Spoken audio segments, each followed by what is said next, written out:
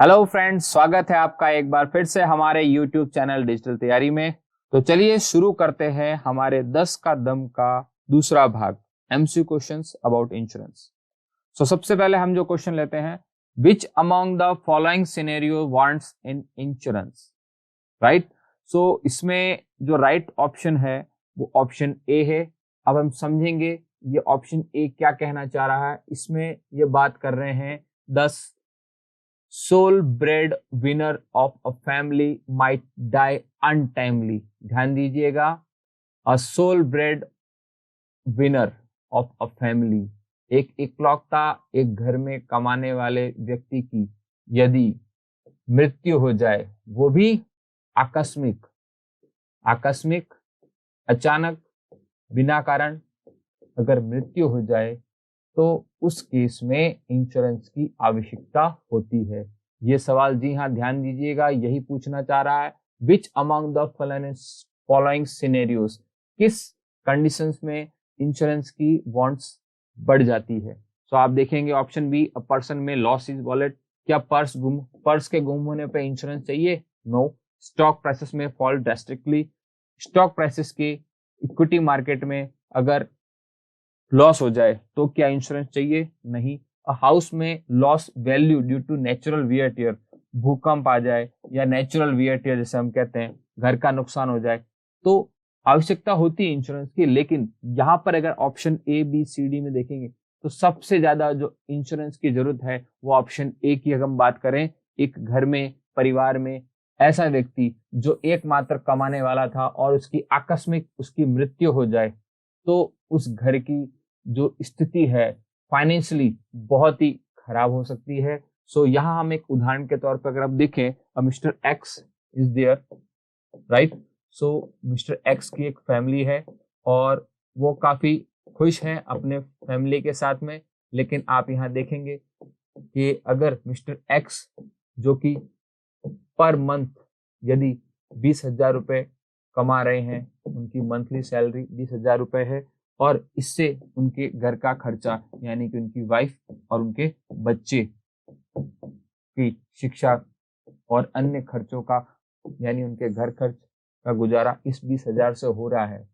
इस केस में यदि मिस्टर एक्स की मृत्यु हो जाए यानी कि सडनली उनकी डेथ हो जाए, ही डाइड, देन इस केस में आप सोच सकते हैं कि इस घर में यदि एकमात्र ये कमाने वाले व्यक्ति मिस्टर एक्स नहीं रहे तो इनकी वाइफ और इनके बच्चे का फाइनेंशियली कौन हेल्प करेगा?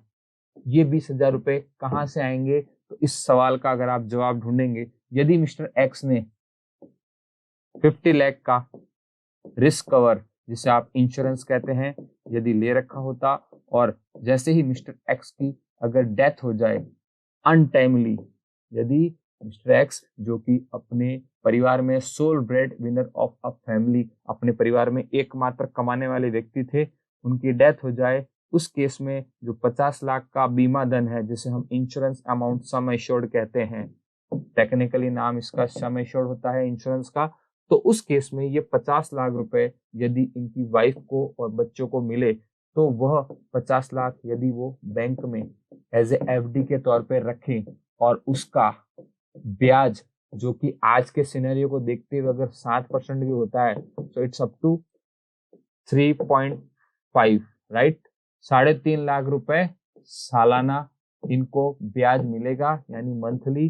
अगर हम यहाँ बात करें तो इनकी वाइफ और बच्चे को बैंक की तरफ से जो 3.5 लाख का ब्याज अगर मंथली लेना चालू करें तो लगभग अप्रोक्सीमेटली 30,000 रुपए महीने का खर्च आना चालू हो जाएगा। इसका मतलब मिस्टर एक्स के न रहने पर भी उनके वाइफ और बच्चों को मिस्टर एक्स की कमी तो खलेगी, लेकिन फाइनेंशियली जो लॉस हुआ है वो मिस्टर एक्स ने अपने जाने के बाद भी इस 50 लाख के बीमे से जो कि उनकी वाइफ को मिलेगा यदि वो बैंक में रखते हैं वो अमाउंट या कहीं भी रखें, जिस पर उनको आज के सिनेरियो में अगर 7% का रेट ऑफ इंटरेस्ट भी मिलता है, ईयरली 3.5 लाख रुपए, महीने का 30,000, यानी उनका जो जीवन, जो स्टैंडर्ड मिस्टर एक्स अपने परिवार को दे रहे थे, अपने बच्चे को जिस स्कूल में पढ़ा रहे थे, वहां से उनकी वाइफ को एडमिशन कटवाने की जरूरत नहीं है वहां से वो बच्चा कंटिन्यू अपनी स्टडी कंटिन्यू गोइंग ऑन करेगा, उनकी वाइफ वही लिविंग स्टैंडर्ड मेंटेन करेगी जिस घर में रह रही थी, जो बिजली के बिल आ रहे थे, जो खर्चे थे, खर्चे खत्म नहीं होते, लेकिन मिस्टर एक्स के न रहने के बावजूद भी उन्होंने अपनी जिम्मेदारी अच्छी तरीके से निभाई। Warrants insurance, so the sole bread winner of a family might die untimely is the right answer. चलिए आगे बढ़ते हैं।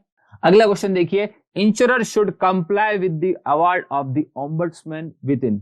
सो यहां पर बात कर रहे हैं इंश्योरर की। आपने हमारे पहले वीडियो में देखा होगा, इंश्योरर का मतलब हमने बताया था आपको, इंश्योरेंस कंपनी से है। ओम्बड्समैन एक ऐसा व्यक्ति होता है जो IRDA की तरफ से नियुक्त होता है और वह ग्राहकों के, यदि कोई ग्राहक अपने कंप्लेन से, यानी वह अगर कोई कंप्लेन करता है इंश्योरेंस कंपनी में और वह इंश्योरेंस कंपनी के उस जवाब से संतुष्ट नहीं होता, तो वह उसकी कंप्लेन सीधा ही ओम्बड्समैन के पास कर सकता है, right. So ombudsman a person who is authorized by IRDA to solve the complain given by the customer who is not satisfied with the reply of insurance company.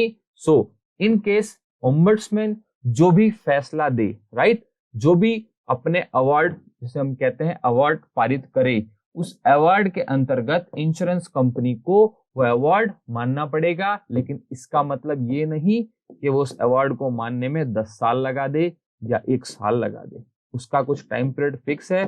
सो यह क्वेश्चन यही पूछना चाह रहा है, insurer should comply with the award of the ombudsman with in कितना time period.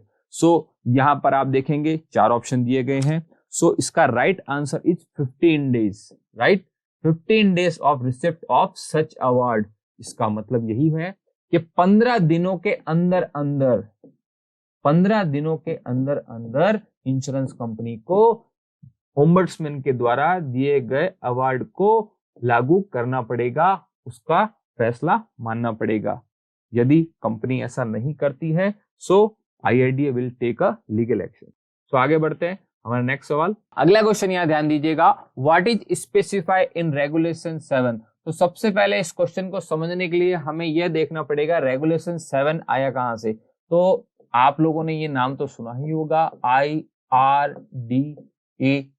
जी हाँ, IRDA stands for I for insurance, R for regulatory, D for development, A for authority and I stands for India. So IRDA basically India के अंदर जितनी भी insurance companies हैं उन सबको govern करता है, उनको रेगुलेट करता है, जिसे हम इंश्योरर भी कहते हैं। इस इंश्योरेंस कंपनीज के ऊपर जो पूरी तरीके से जो गवर्निंग बॉडी है गवर्नमेंट की तरफ से, दैट इज IRDA। अब IRDA ने क्या कर रखा है, अपने काम करने के, इंश्योरेंस कंपनीज को काम करने के लिए एक गाइडलाइन जारी कर रखी है, जो कि एक स्टैंडर्ड गाइडलाइन है जिनको फॉलो करना पड़ेगा सभी इंश्योरेंस कंपनीज को, यदि वो भारत में काम करना चाहती है, राइट। सो इस गाइडलाइन के अंतर्गत क्या होता है, एक इंश्योरेंस एक्ट 1938 नाम का एक्ट है, जिसके अंतर्गत आप यदि देखेंगे ये रेगुलेशन 7 आता है। सो हम यहाँ बात कर रहे हैं इंश्योरेंस एक्ट 1938। यह इंश्योरेंस एक्ट 1938 में रेगुलेशन 7 आता है, जिसके अंतर्गत रेगुलेशन 7 के अंतर्गत IRDA अपने इंश्योरेंस कंपनीज को यह गाइडलाइन जारी करती है, जिसके अंतर्गत वह बताती है कि इंश्योरेंस जो एजेंट है वह किसी भी यदि इंश्योरेंस कंपनी में काम कर रहा है तो उसे रेगुलेशन 7 फॉलो करना पड़ेगा। अब आप सोचेंगे ये रेगुलेशन 7 आखिर है क्या। रेगुलेशन 7 यह कहता है an agent who breach violated either, मतलब रेगुलेशन 7 के अंदर जो गाइडलाइन है वो ये कहता है कि as per code of conduct. अब ये कोड ऑफ कंडक्ट आपके सामने नई नई बातें मतलब नए नए टेक्निकल वर्ड्स आ रहे हैं, तो आप लोग सोच रहे होंगे ये कोड ऑफ कंडक्ट क्या है। आप कहीं भी जाइए, हर एक इंस्टीट्यूशन का कुछ ना कुछ कोड ऑफ कंडक्ट होता है, राइट, कि हाँ ये स्टैंडर्ड्स आपको फॉलो करने पड़ेंगे कि क्या करना है और क्या नहीं करना है, do and don't do, right, क्या करना है और क्या नहीं करना है। तो उसी तरह से इंश्योरेंस एजेंट के लिए भी कुछ बातें फिक्स है कि उन्हें क्या करना है और क्या नहीं करना है, राइट। यदि उस रेगुलेशन 7 को अगर इंश्योरेंस एजेंट तोड़ते हैं, वह डू जो नहीं करने के लिए बोला है, और यदि वो करते हैं तो इस केस में इंश्योरेंस एजेंट से उसको सीधा का सीधा डिस्क्वालीफाई कर दिया जाएगा कि भैया आप एज ए इंश्योरेंस एजेंट के रूप में अब काम नहीं कर सकते उस कंपनी के अंतर्गत, सो यू आर डिस्क्वालीफाइड। इस सवाल का जो सीधा आंसर है वो आंसर बी है, डिस्क्वालिफिकेशन ऑफ इंश्योरेंस एजेंट। जी हाँ, रेगुलेशन 7 यहाँ पर यही कह रहा है, यदि कोई इंश्योरेंस एजेंट गलत तरीके से बीमा बेचता है या उसमें गलत तरीके से कस्टमर को कुछ गलत बताता है, तो डेफिनेटली अगर कस्टमर शिकायत करेगा तो एज पर रेगुलेशन 7 उसका डिस्क्वालिफिकेशन यानी कि इंश्योरेंस एजेंट का डिस्क्वालिफिकेशन होना तय है। ठीक है दोस्तों, आगे बढ़ते हैं हम अगले सवाल पे। अगला क्वेश्चन हमारा यहाँ कह रहा है, dash is a rise in the general level of prices of goods and services in an economy over a period of time. ठीक है दोस्तों, तो यहां इस क्वेश्चन के सवाल के अंदर ही आपको जवाब मिल रहा है, a rise, dash is a rise. आप समझ सकते हैं राइज का मतलब बढ़ना, जनरल लेवल ऑफ प्राइसेस यानी दामों का बढ़ना। अब दाम किसके, केवल गुड्स के नहीं, सर्विसेज के भी। और कब, इकोनॉमी के अंदर, over a period of time, एकदम से बढ़ना घटना नहीं, over a period of time, लंबे अवधि के अंदर प्राइस का बढ़ना, गुड्स एंड सर्विसेज के प्राइस का बढ़ना। इसका मतलब इसका right answer is answer B. इस सवाल को समझने के लिए हम एक एग्जांपल लेते हैं, inflation is the right answer. So inflation क्या होती है बेसिकली, चलिए हम एक छोटा सा उदाहरण लेते हैं। ओके, 1990 के अंदर हेयर कट की price it's near about to 10 rupees, right. एक बच्चे का कहो या किसी का भी कहो 10 रुपए लगते थे उस समय हेयर कट के 1990 में। सन 2000 आप देखेंगे ये प्राइस बढ़ के 20 रुपए हो गया। 2010 ये बढ़ के 50 रुपए। Now it 2019।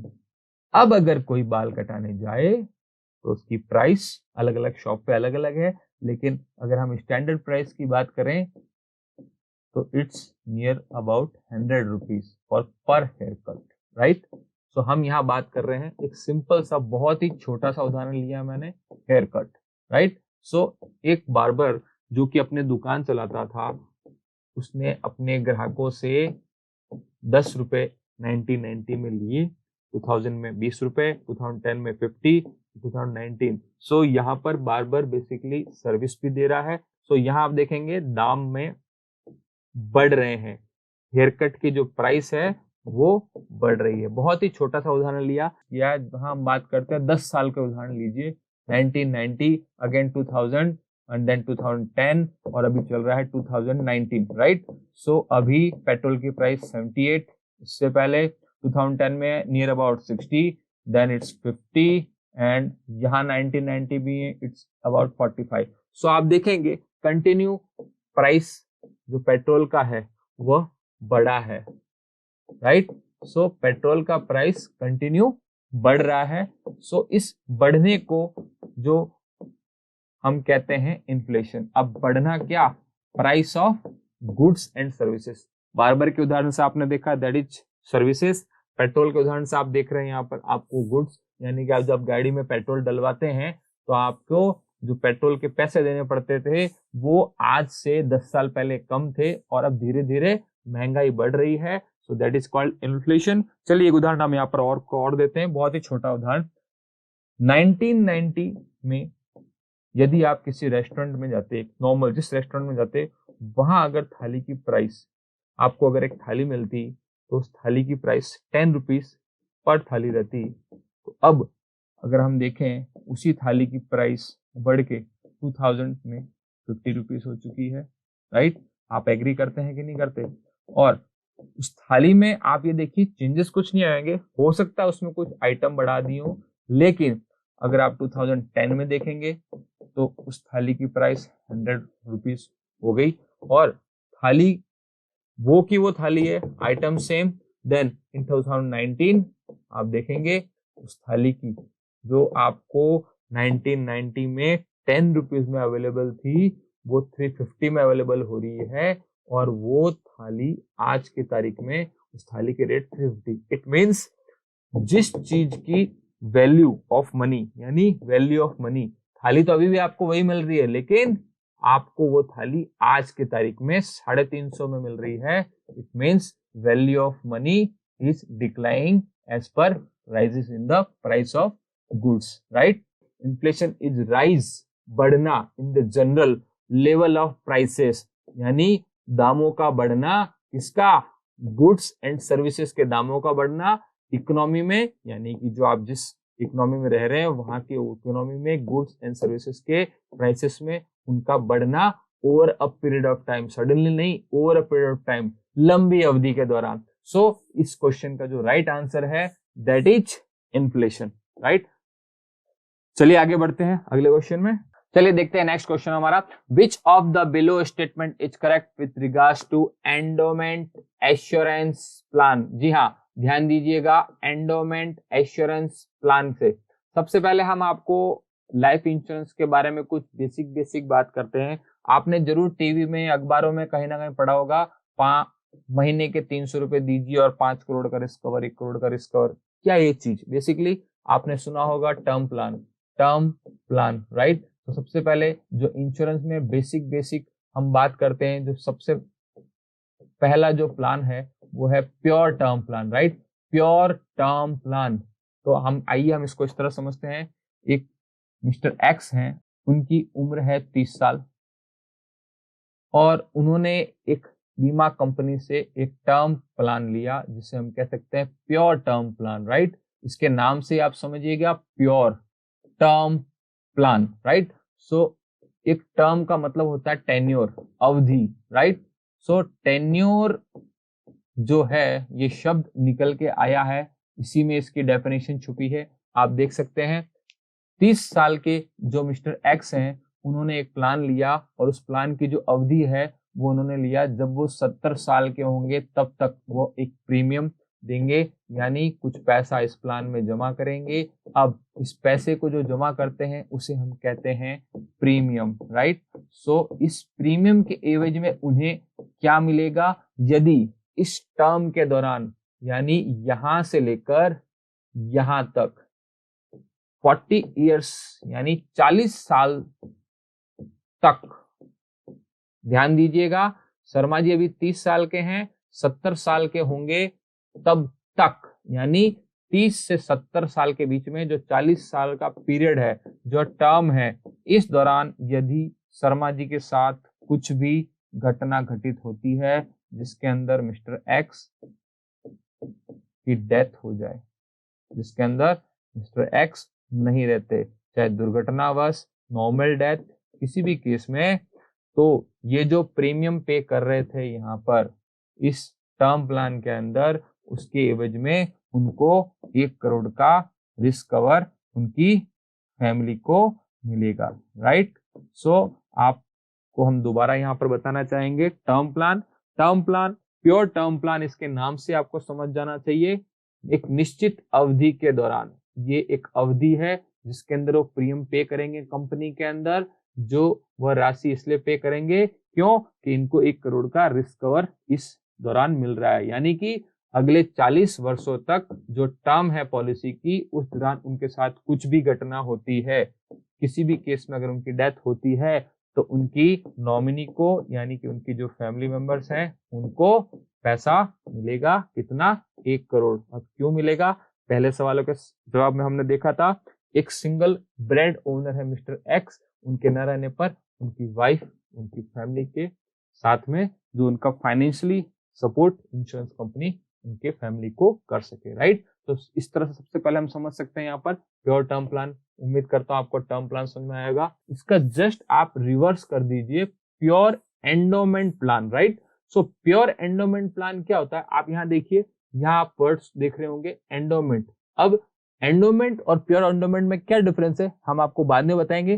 पहले आपने टर्म प्लान में हमने आपको बताया कि ड्यूरिंग द टर्म, अवधि के दौरान अगर कुछ होता है तो सम एश्योर्ड, जिसे हम कहते हैं इंश्योरेंस, वो पैसा उसके नॉमिनी को मिल जाएगा, राइट। अब टर्म प्लान के जस्ट अपोजिट होता है प्योर एंडोमेंट प्लान। कैसे समझिएगा, इस तरह से कि प्योर एंडोमेंट के अंदर क्या होता है, एक निश्चित अवधि, यानी कि मिस्टर एक्स हैं, उन्होंने ये प्लान लिया प्योर एंडोमेंट प्लान, राइट। उन्होंने इंश्योरेंस कंपनीज के अंदर अपने प्रीमियम डिपॉजिट्स किए, और यदि इस टर्म के दौरान उन्हें कुछ होता है तो 1 रुपए नहीं मिलेगा। शर्त यहां पर ध्यान दीजिएगा, प्योर एंडोमेंट का मतलब मैच्योरिटी, 70 साल तक उनको जीना आवश्यक है यदि उनको यहाँ पर 1 करोड़ चाहिए। 1 करोड़ रुपए कब मिलेगा, जब पॉलिसी मैच्योर होगी तब। लेकिन टर्म प्लान के आप केस में देखिए, टर्म के दौरान अगर डेथ हो जाए, यानी टर्म के दौरान, यानी बीमा पॉलिसी में प्रीमियम पे करते के दौरान यदि मृत्यु हो जाए मिस्टर एक्स की, तो 1 करोड़ रुपए मिलेगा। लेकिन यहां समझिएगा, मिस्टर एक्स 70 ईयर के एज तक यहाँ पर रहते हैं, प्रीमियम उन्होंने लाइफ टाइम दिया, 70 ईयर पे होते ही उनकी पॉलिसी खत्म, और यहाँ भी 1 रुपए नहीं मिलेगा। वापस समझिएगा, टर्म प्लान के अंदर प्रीमियम भरने के दौरान कुछ होता है तो पैसा मिलेगा, मैच्योरिटी के टाइम 1 रुपए नहीं, 0। और प्योर एंडोमेंट प्लान के अंदर आप समझिएगा, प्रीमियम भरने के दौरान जब मैच्योर्ड होगी पॉलिसी तभी पैसा मिलेगा। अब आप बोलोगे यार ये pure term plan, pure endowment plan, इन दोनों तो बिल्कुल उल्टे उल्टे हो गए।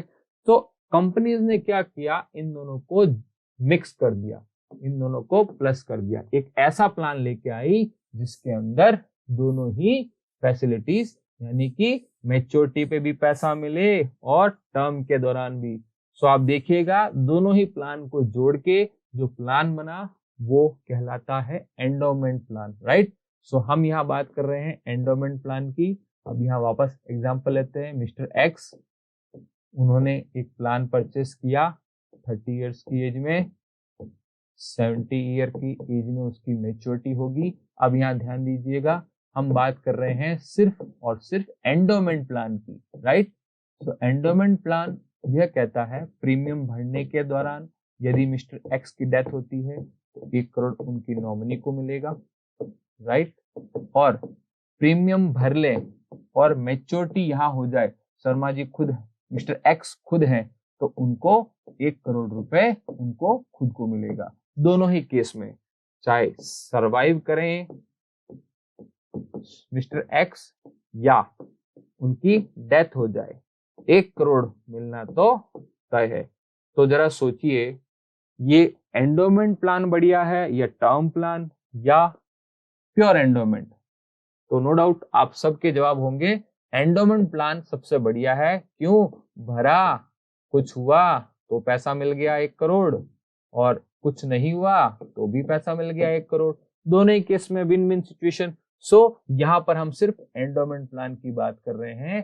तो एंडोमेंट प्लान क्या इंश्योरेंस देता है? एंडोमेंट प्लान ये इंश्योरेंस देता है, चाहे सरवाइव करे मिस्टर एक्स या उनकी डेथ हो, सम एश्योर्ड जिसे हम कहते हैं बीमा धन, इंश्योरेंस अमाउंट, तो मिलना निश्चित है। So it has both a death benefit as well as survival component, right. So answer C is the right answer. Endowment plan के अंदर डेथ बेनिफिट भी है और साथ ही साथ सर्वाइवल कंपोनेंट भी है, यानी मृत्यु होने पे भी पैसा मिलेगा और सर्वाइव करेंगे तो भी पैसा मिलेगा, राइट। सो आगे बढ़ते हैं हमारे नेक्स्ट क्वेश्चन पे। अगला क्वेश्चन यहाँ पर ये कह रहा है, हु पेज प्रीमियम इन की मैन पॉलिसी। तो सबसे पहले दोस्तों हमें यह समझना पड़ेगा, ये क्वेश्चन पूछना चाह रहा है कि प्रीमियम कौन पे करता है की मैन पॉलिसी में। तो सबसे पहले हमें प्रीमियम समझना चाहिए। पहले पिछले क्वेश्चन में मैंने आपको प्रीमियम के बारे में बताया था।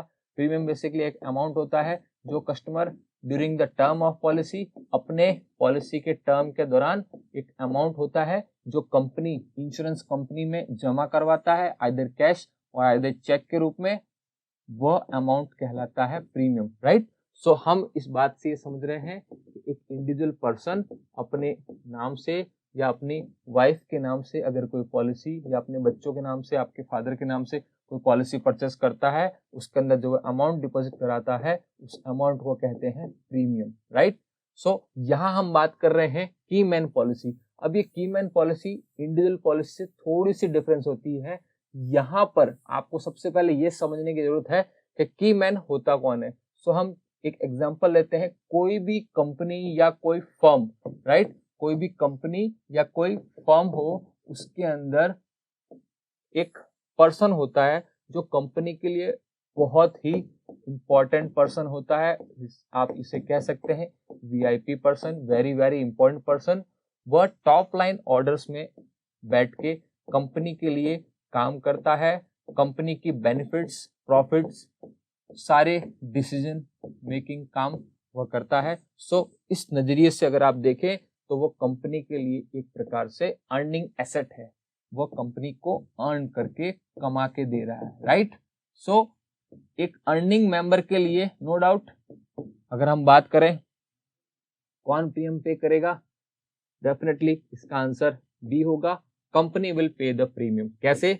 यहां पर हम पहले जो बात कर रहे थे, जो प्रीमियम पे किया जा रहा था एक इंडिविजुअल पर्सन के द्वारा पे किया जा रहा है, लेकिन यहाँ पर जो की मैन है, की man let's say mister x है कोई की मैन, राइट, मिस्टर एक्स है, वो एक कंपनी में काम करते हैं, उनको आप ये कह सकते हैं वो कंपनी के लिए बहुत ही इंपॉर्टेंट पर्सन है। उनके न रहने पर उनकी लाइफ के मतलब आप ये कह सकते हैं उनके न रहने के केस में कंपनी को बहुत बड़ा लॉस हो सकता है। तो इसलिए उनकी लाइफ पर जो इंश्योरेंस जो लेना है वो कंपनी लेती है, और उसमें जो कंपनी है वही प्रीमियम पे करेगी, ना कि मिस्टर एक्स प्रीमियम पे करेंगे, राइट। सो यहां पर हमें यह देखना है कि की मैन पॉलिसी के अंदर जो प्रीमियम पे किया जाता है वो कौन पे करेगा?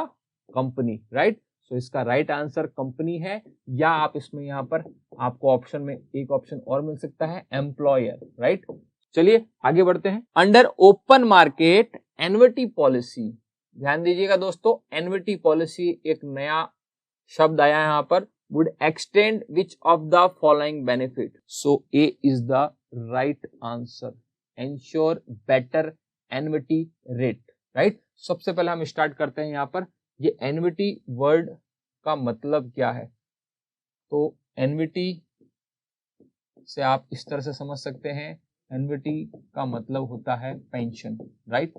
पेंशन, अब आप सबके दिमाग में एक ही बात आ रही होगी कि पेंशन की आवश्यकता क्यों है। तो दोस्तों एक छोटा सा एक उदाहरण लेते हैं, एक पर्सन के लाइफ का स्पेन का हम उदाहरण दे रहे हैं। एक आदमी जब पैदा होता है और पैदा होने से लेकर उसकी जॉब लगने तक की उम्र तक वह केवल पढ़ाई करता है, इस दौरान वो अर्न नहीं करता, राइट। सो वो अपने फादर्स पे या मदर पे डिपेंडेंट रहता है। लेकिन जब वह उसकी जॉब लग जाती है और जॉब लगने के बाद एक एज तक, राइट, चाहे प्राइवेट सेक्टर हो चाहे गवर्नमेंट सेक्टर हो, एक 60 एक स्टैंडर्ड एज है जिसके अंदर हम ये मान सकते हैं आदमी काम करना बंद कर देता है, राइट, या फिजिकली आप कह सकते हैं वो इतना कैपेबल नहीं होता जितना पहले काम कर सकता था। सो इस एज के बाद में एट द एज ऑफ 60 यहां से लेकर 100 ईयर की एज तक, राइट, अगर वो 100 साल जीता है, राइट, तो यहां से लेकर जो यहां तक का टाइम पीरियड है that is near about 35 years, right.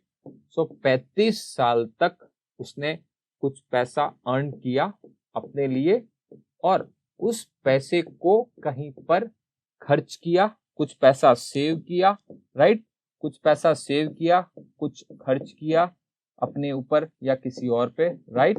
सो ये जो सेविंग है, ये बचत उसको कब काम आएगी? आप कह सकते हैं उसके बच्चों के एजुकेशन पे, राइट, उसके मैरिज पे, उनके बच्चों के मैरिज पे। सो ये इस तरह से उसने उस सेविंग को इस्तेमाल किया। लेकिन एक एज आएगी 60, इसके बाद से लेकर 100 ईयर तक अगर वो रहता है, राइट, तो ये 40 साल का वक्त उसके लिए बड़ा कठिन दौर होता है, जिस समय वो काम नहीं कर रहा है, जिस समय वो काम मतलब ही just incapable to work, right.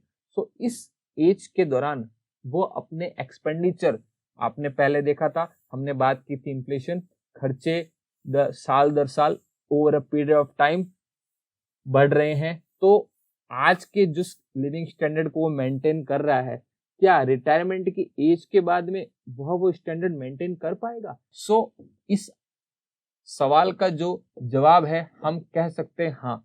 वो कैसे?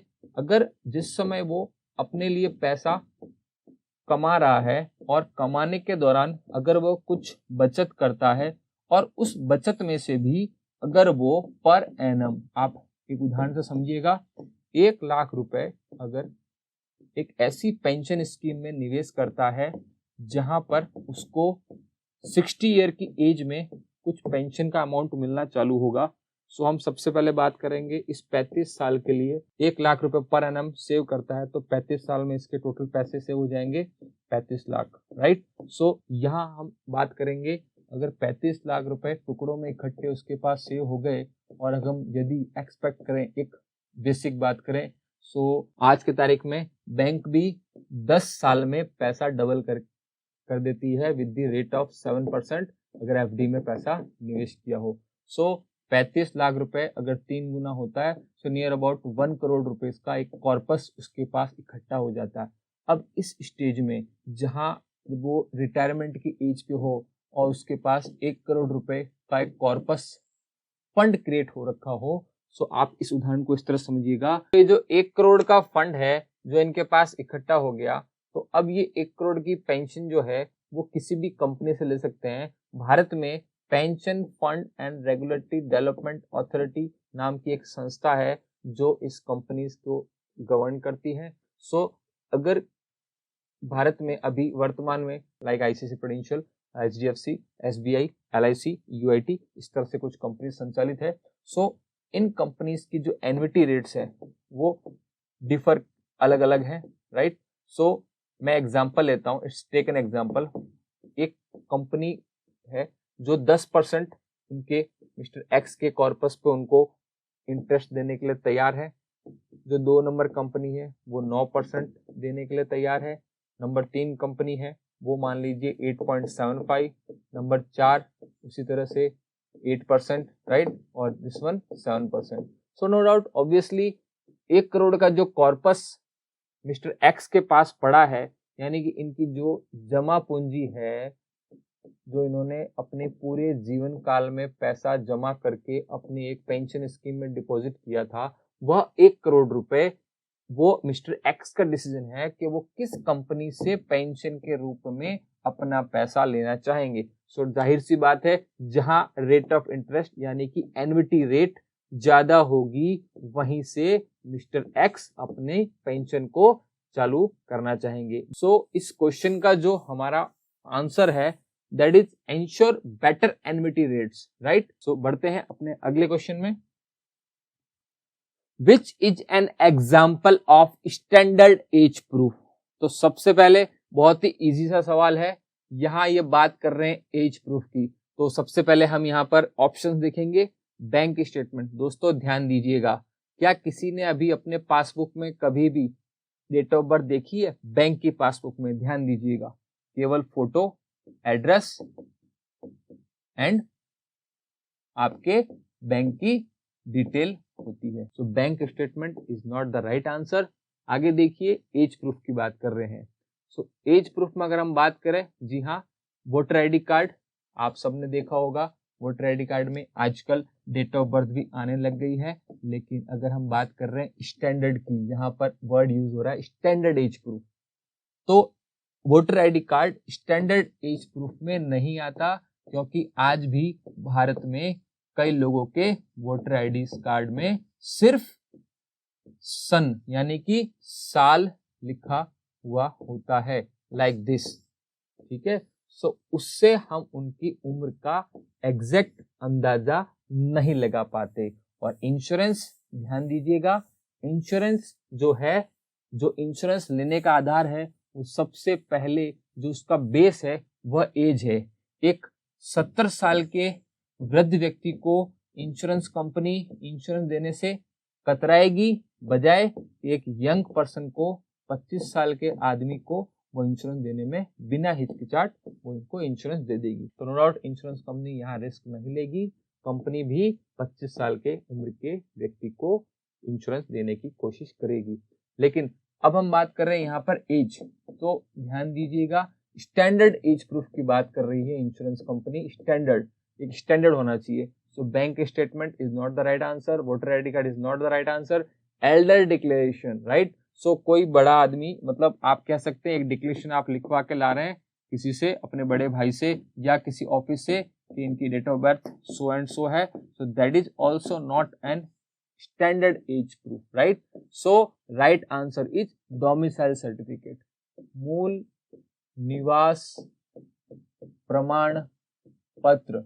चलिए आगे बढ़ते हैं, हमारा next question. The sum assured is below in micro insurance.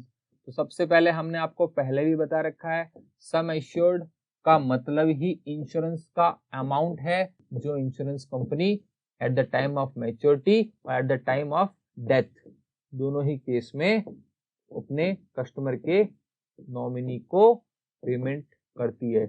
लेकिन यहाँ हम बात कर रहे हैं micro insurance. So micro insurance का जो राइट आंसर है दैट इज 30,000, बिलो 30,000। आप ध्यान दीजिएगा, ऐसा अमाउंट सम एश्योर्ड जहां बिलो 30,000 सम एश्योर्ड पेमेंट करना पड़े माइक्रो इंश्योरेंस में, सो वो अमाउंट है हमारा राइट आंसर इज 30,000।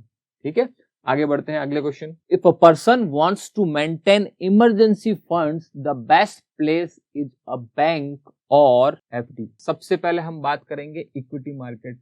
सिंपल सी बात है, शेयर मार्केट के बारे में आपने नाम सुना ही होगा। शेयर मार्केट को ही एक तरीके से आप कह सकते हैं इक्विटी मार्केट कहते हैं। शेयर का मीन्स ही इक्विटी होता है। सो इक्विटी मार्केट में निवेश अगर आपने कर दिया, लेट्स से 1 करोड़, राइट, और उस समय अगर मार्केट डाउनफॉल में चल रहा है तो आपका 1 करोड़ की वैल्यू भी लेट्स से उस समय 10 लाख होगी। बट अगर आपको किसी भी वक्त इमरजेंसी हो जाए, लाइक कोई रिश्तेदार नाते या किसी भी कारण से आपको इमरजेंसी हो गई, राइट, सो आपको उस समय अगर वो शेयर बेचने पड़े तो आपको एट दैट टाइम 10 लाख भी मिलेंगे, ना कि 1 करोड़ रुपए। सो हम आपको कभी नहीं बोलेंगे कि आप, if a person wants to maintain emergency funds the best place is bank और, राइट। तो इक्विटी मार्केट तो कभी नहीं हो सकता। अब अगला जो हमारा ऑप्शन है यूलिप, ध्यान दीजिएगा, आप लोगों ने 2007 और 8 में नाम सुना होगा ULIP, unit linked insurance plan. हम एक सिंपल सी इंश्योरेंस कंपनी के बारे में बात करते हैं जिसके अंदर कस्टमर अपना पैसा दे रहा है और एक टाइम के बाद उसे उसका पैसा मैच्योरिटी पे मिल जाएगा। इन केस डेथ होगी तो भी पैसा मिल जाएगा। लेकिन यह प्लान बेसिकली, इस तरह के प्लान्स को हम ट्रेडिशनल प्लान कहते हैं। धीरे धीरे कस्टमर्स इस तरह के प्लान से उबने के बाद में कंपनीज ने यह सोचा कि कुछ ना नया मार्केट में प्लान लेके आते हैं ताकि कस्टमर को थोड़ा सा ज्यादा बेनिफिट हो सके। सो कंपनीज ने क्या किया, अपने ही प्लान के अंदर जो पैसा कस्टमर प्रीमियम के तौर पे देता था उसको लिंक कर दिया, किससे, शेयर मार्केट से। यानी कि जो पैसा कंपनी के अंदर कस्टमर प्रीमियम के तौर पे जमा करवाता था वो पैसा अब कंपनी निवेश करती थी शेयर मार्केट के अंदर, और उस शेयर को परचेस करने के दौरान कंपनीज अपने कस्टमर्स को कुछ यूनिट्स अलॉट करती थी, right. So you for units, link for no doubt market से लिंक किया शेयर मार्केट से, तो इसका नाम हो गया यूनिट लिंक इंश्योरेंस प्लान। चूंकि इस प्लान में इंश्योरेंस तो है ही, सो इस प्लान का पूरा नाम हो गया insurance unit link insurance plan. अब इस प्लान की विशेषता क्या थी कि इसके अंदर आदमी एक बार एंट्री करने के बाद कुछ टाइम के बाद पैसा देना बंद कर सकता है, लेकिन उसका इंश्योरेंस कंटिन्यू रहेगा टिल द मैच्योरिटी, राइट। और वो चाहे तो बीच में अपना पूरा पैसा लेकर विड्रॉ भी कर सकता है, यानी कि वो चाहे तो कुछ पार्शियली विड्रॉ कर ले या फिर अपना पूरा पैसा लेकर के पॉलिसी सरेंडर भी कर सकता है। सो एक बहुत ही आप इसे कह सकते हैं कस्टमर के बेनिफिट ऑफ पॉइंट से आप देखें बहुत ही बढ़िया प्लान था, लेकिन उस समय कस्टमर्स चूंकि इतने आप देख सकते हैं 2007 और 8 की मंदी में लोगों ने अपना पैसा गंवाया, चूंकि उन्होंने शेयर मार्केट में पैसा लगाया तो सही, चाहे डायरेक्टली कहो, म्यूचुअल फंड के थ्रू कहो या किसी भी तरीके से, लेकिन उन्होंने क्या किया, जब मार्केट क्रैश हुआ तो उस समय उनकी पैसों की वैल्यू जब 1 करोड़ जब उन्होंने निवेश किया और 10 लाख हो गई, तो उस समय उन्होंने उस पैसे यानी उस शेयर को सेल कर दिया। यदि अगर वो उसको सेल नहीं करते, हम सिंपल सा लॉजिक लेते हैं, आज के तारीख में मान लीजिए गोल्ड की प्राइस 30,000 है, राइट, और आपने गोल्ड परचेस किया let's say 10 gram, right. So इस 10 ग्राम गोल्ड को अगर आपने परचेस किया और आज से 10 साल बाद में इस गोल्ड की price let's say 2000 rupees per ग्राम आ जाती है, तो आप मुझे इस बात का जवाब दीजिए, क्या आप इस 30,000 के यानी कि सोने को सेल करोगे या जो सोना सस्ता हुआ है 2000 रुपए प्रति तोला उसको और परचेस करोगे? नो डाउट एक होशियार आदमी यही बोलेगा मैं और परचेस करूंगा, लेकिन लोगों ने यही बेवकूफी करी और उन्होंने उस शेयर को तुरंत बेच दिया, कहा कि इसकी वैल्यू और डाउन ना हो जाए। यदि वही पैसा यही वो शेयर यहाँ पर वो सस्टेन करके कंटिन्यू करते तो आज 2019 में जो कि मार्केट 38,000 से लेकर 40,000 तक बूम देख चुका है, सो उसका वो 1 करोड़ रुपए आज की तारीख में नियर अबाउट 5 करोड़ 8 करोड़ जो भी उसकी शेयर की प्राइस रहती उस हिसाब से बढ़ सकता था। सो यहाँ हमने देखा, जो हम बात कर रहे हैं आपको मोटा मोटा हमने समझाया अभी तक, इक्विटी मार्केट, यूलिप। सो अगला ऑप्शन है म्यूचुअल फंड। तो म्यूचुअल फंड भी आप इस तरह से समझ सकते हैं, एक तो आदमी स्विमिंग पूल में खुद कूद जाए, राइट, सो वहां डूबने के चांसेस ज्यादा रहते हैं, लेकिन एक अगर स्विमिंग सीखने के लिए वो किसी एक्सपर्ट के पास जाता है, राइट, हम यहाँ वर्ड यूज कर रहे हैं एक्सपर्ट के पास, तो नो डाउट उसको वहां पर सेफ गार्ड यानी सेफ्टी गार्ड मिलेगा। सो म्यूचुअल फंड को आप उस तरह से समझ सकते हैं।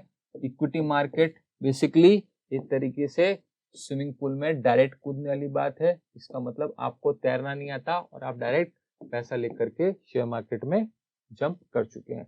लेकिन म्यूचुअल फंड के केस में आपके पास पैसा तो है, लेकिन आप जो म्यूचुअल फंड यानी पैसा तो यहाँ भी शेयर मार्केट में ही लग रहा है, राइट, लेकिन शेयर मार्केट के अंदर भी आपके पास एक्सपर्टीज बैठे हैं जो कि आपके पैसे को टाइम टू टाइम मॉनिटरिंग करते हैं और आपके फंड को अर्न करके आपको प्रॉफिट के रूप में वापस डिविडेंड के रूप में पैसा रिटर्न करते हैं, राइट।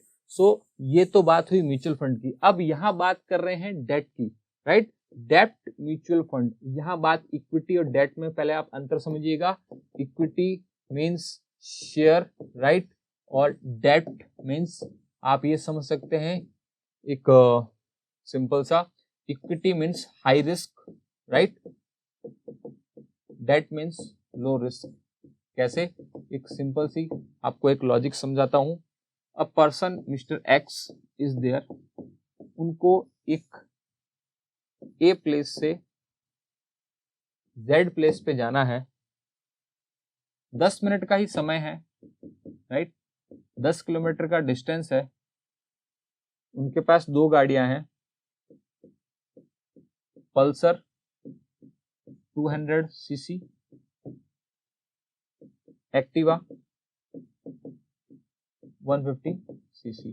सो नो डाउट 10 मिनट में पहुंचना है, जल्दी पहुंचना है, अर्जेंट है, तो वो कौन सा ऑप्शन टिक करेंगे? वो पल्सर, नो डाउट पल्सर ही चलाएंगे। सो रिस्क हाई रहेगी, क्यों? स्पीड ज्यादा रहेगी, और स्पीड ज्यादा है तो नो डाउट रिस्क ज्यादा है, तो उनको गेन भी हो सकता है और लॉस भी हो सकता है। लेकिन अगर हम यही बात करें, एक मिस्टर एक्स जो कि A to Z प्लेस में अगर उनको जाना है और पहुंचने का कोई आराम से टाइम में वो कभी भी पहुंच सकते हैं।